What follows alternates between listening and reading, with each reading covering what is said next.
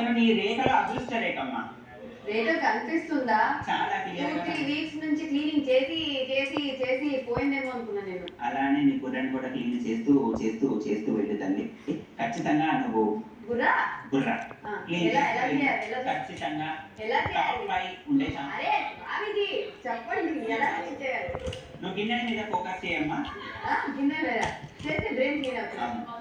ఇంకేమైనా అడగాలనుకుంటున్నావు? అరే చెప్పడానికి సజెషన్ చెప్పట్లేదు. నామినేషన్ లో లాగా మాట్లాడతాను. ఇంకేమంటే చెప్పు. చెప్పట్లేదు. పొద్దున్నే లేచి నాట్యం చెయ్యి. చేస్తున్నా.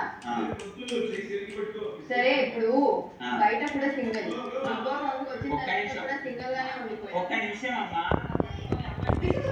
పిసుకుతున్నాడు. నేను అనట్లేదు.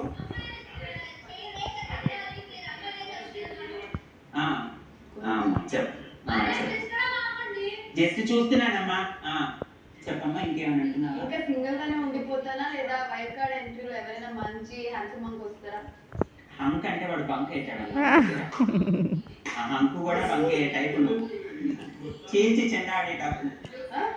చెండాడే టైపు నువ్వు. నీ ముందు ఎవరు ఆగరు. ఎంగిలి పడిన విస్తరాకు కూడా చిరిగిపోవాల్సిందే తల్లి.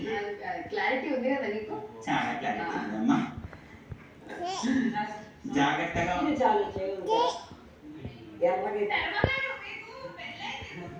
అయ్యో సారీ అమ్మా. చెప్పు. ఎలాగో సొల్యూషన్ చెప్పు. వేసి నీకు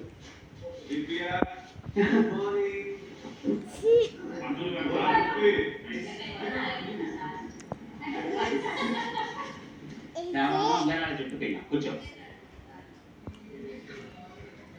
పద్మావతి ముద్దు బిడ్డ లక్షణంగా పద్మకమలంలా ఉన్నావు.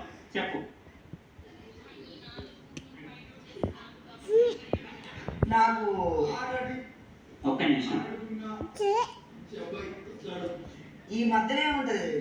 మధ్యలోనే చిక్కుతున్నావు తల్లి. అదే ప్రాబ్లం అవుతుంది. అందుకే మధ్యలో చూస్తున్నాను నేను. అది తర్వాత చూస్తాను. ఈ మధ్యలో ఎందుకు చూడాల్సి వచ్చిందంటే ప్రతి దాంట్లో మధ్యలో చిక్కుకుంటున్నావు నువ్వు.